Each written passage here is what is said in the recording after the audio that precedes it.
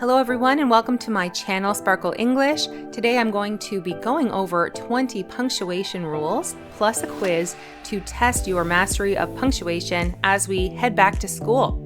It's been a while since I created a video, so I really hope you enjoy this.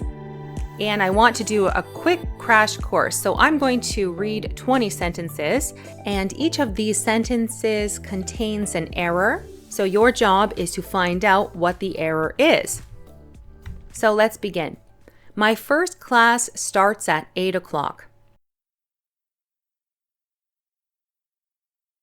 Okay, this is an easy one. The sentence needs to end with a period or a full stop. So the punctuation rule is that you must use a period or a full stop, as they call it in the UK, at the end of a statement. Moving on to number 2. What time does the school bus arrive? This is another easy one. This sentence should have a question mark at the end. So the rule is use a question mark after a direct question, also known as an interrogative sentence. When we are asking a question and expecting an answer, we must end the sentence with a question mark. Number 3, watch out, the bus could have hit you.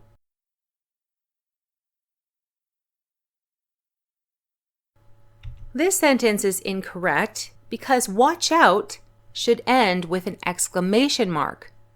So the rule here is that we use an exclamation mark for strong emotion, warnings, or emphatic commands. And what this means is when someone is expressing excitement or concern, watch out, be careful, don't touch that. When they're saying it with passion or excitement or concern, we are exclaiming it, and we need to show more emotion by adding an exclamation mark. You could also have an exclamation mark at the end of the second sentence, the bus could have hit you, if you were exclaiming this as well. And this is an exclamatory sentence. Okay, moving on to number 4. After a long day at school, I like to unwind by watching TV.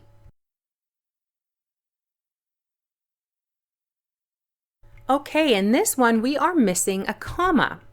We should have a comma after school. And that is because the rule is we use a comma after an introductory phrase. Now, especially when the introductory phrase has 4 or more words. After a long day at school, comma, I like to unwind by watching TV. This phrase sets the context and introduces the main part of the sentence. If this introductory phrase was short, after school, the comma would be optional because the phrase would only contain 2 words. But because it's a long introductory phrase, it must have a comma. Let's move on to number 5. We need to buy paper, pencils, and binders.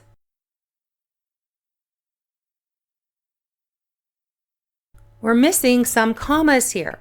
We're missing 2 commas. We need to buy paper, comma, pencils, comma, and binders. Now the rule here is that we use commas to separate items in a list of 3 or more. So here we have a comma after paper to separate paper and pencils. Now this comma here before and is optional. This is called the Oxford comma, and it's more common in North America. Some people will never use it, and some people will always use it. So just make sure you are following the style guide of your high school or university, or if you aren't at school, just be consistent. If you decide you are always going to use it, then always use it. Moving on to number 6. Dan wanted to walk to school, but it started raining. Okay, in number 6, we are missing a comma. We need a comma before but. Dan wanted to walk to school, comma, but it started raining. And the reason we need a comma here is we use a comma before a coordinating conjunction joining two complete sentences. Dan wanted to walk to school is a complete sentence. It started raining is a complete sentence. And in order to connect those together, we have to use a comma plus a coordinating conjunction. Moving on to number 7. My sister and I take the same Spanish class.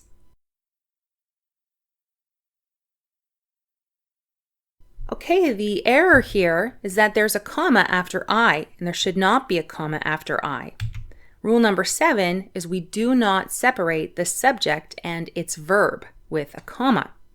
So the subject of this sentence, my sister and I, and the verb is take. And the subject and its verb belong together, so we should not put a comma between them. Moving on to number 8. Let's grab lunch together before class starts.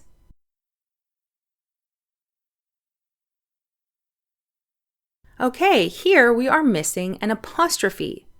Let's should have an apostrophe, and that's because we use an apostrophe in contractions to show missing letters.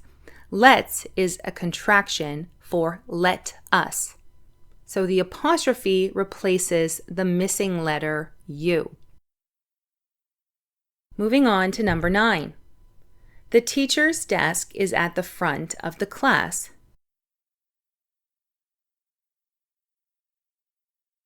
Okay, in this sentence, we're missing an apostrophe. There should be an apostrophe after teacher, the teacher's desk. And that's because we use an apostrophe S to show singular possession. So we can assume, because this is one desk, that it is one teacher. So we put an apostrophe after teacher to show that the desk belongs to the teacher. Number 10. The students' backpacks are hanging on the hooks.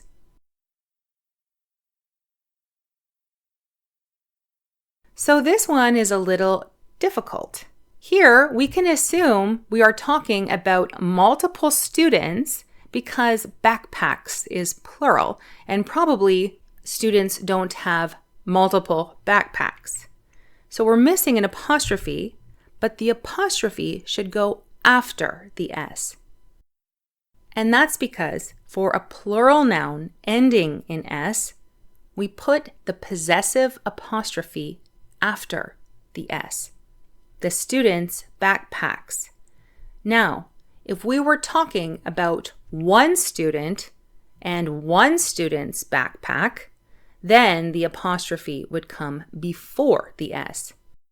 But because this is a plural noun, we put the apostrophe after the S. Moving on to number 11. My favorite subjects are English, art, and science.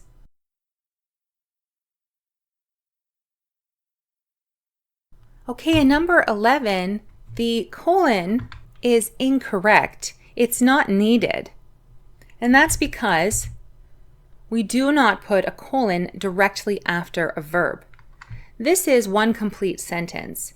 My favorite subjects are English, art, and science. We don't need the colon to introduce this list because my favorite subjects are already introduces the list. If this sentence said, I have 3 favorite subjects, that would be a complete sentence. Then we could add a colon and introduce the 3 subjects. But in this case, it's unnecessary and incorrect. So keep that in mind as we move on to question 12. Remember to bring 3 things: your notebook, a pencil, and your lunch.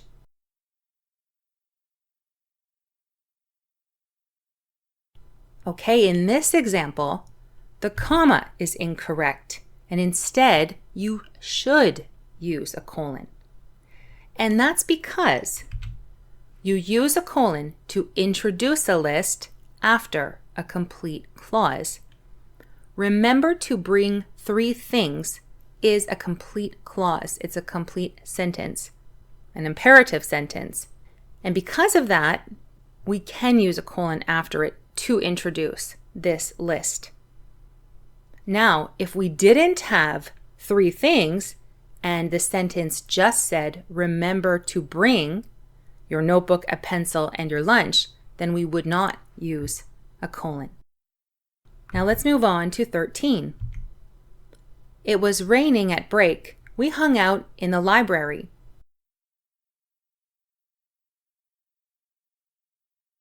Okay, here the comma is incorrect.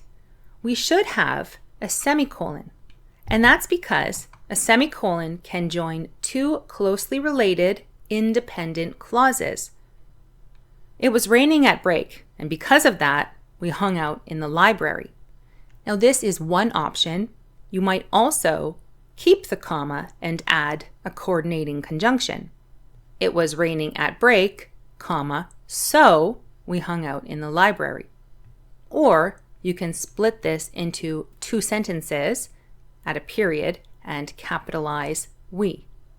The semicolon is the easiest option. Let's move on to number 14. Mrs. Jones said, please hand in your essays.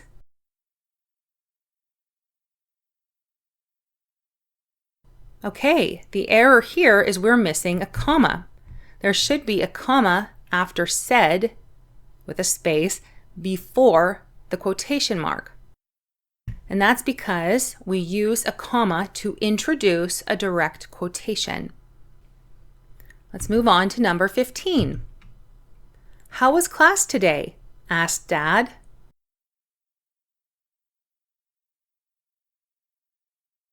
Okay, in this one we have an error with the placement of the quotation mark. So the closing quotation mark should be on the other side of the question mark. Rule 15 is question marks belonging to quoted words go inside the quotation marks. Because Dad's actual words are question, how was class today? The question mark is a part of the quotation and it must go inside the quotation marks. Let's move on to number 16. My 5-year-old brother starts school tomorrow.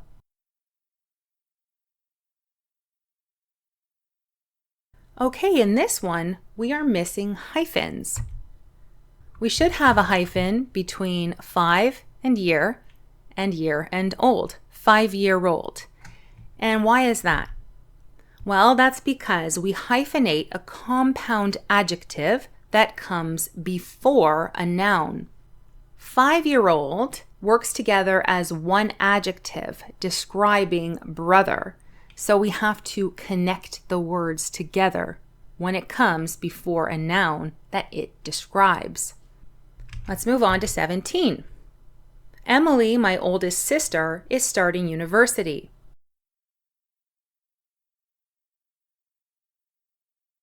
Okay, in this one, we are missing a pair of commas, and this can be difficult. But here, we should have commas after Emily and after sister. Emily, my oldest sister, is starting university.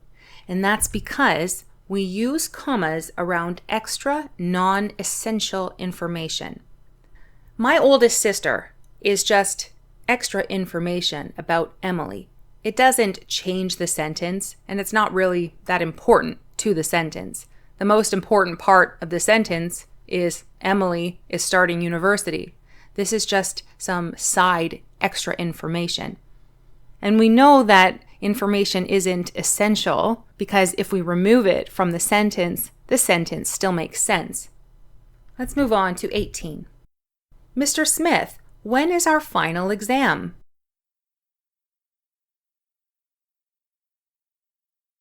Okay, in number 18, we're missing a comma after Mr. Smith.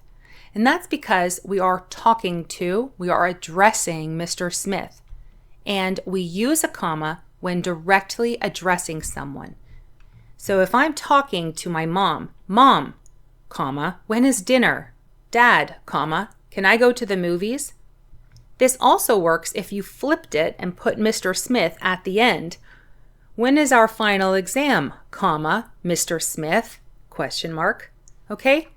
So we have to use a comma when we are directly addressing someone. Moving on to 19. I asked Jason where the library was.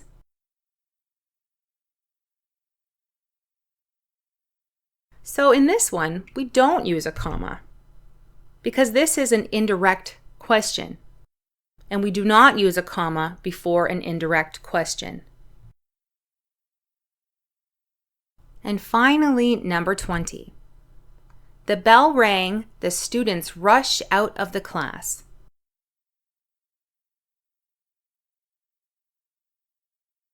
So here we are missing punctuation.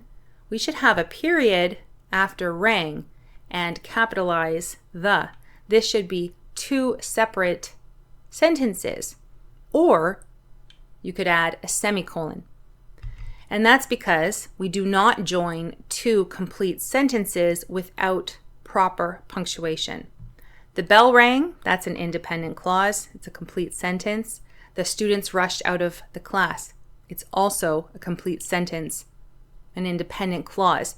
And you can't just push them together without punctuation. We can't add a comma because that would be a comma splice. It would be incorrect. We have to separate it into two sentences, or add a semicolon, or even a comma plus a conjunction. The bell rang, comma, and the students rushed out of the class. So there are many ways to fix sentences in English, just as long as you avoid making these errors. So I have videos on my channel that go in depth on pretty much every rule that we have covered in this video. So I encourage you to check out my playlist and check out my other videos if you need more help.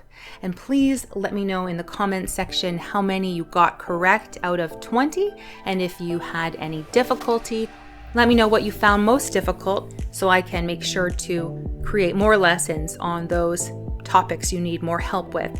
Thank you so much for watching. I appreciate all of my subscribers who've been patient with me since it's taken me a while to release new videos, but I will be releasing more, especially now that we are back to school. So I hope everyone has a great week and see you next time.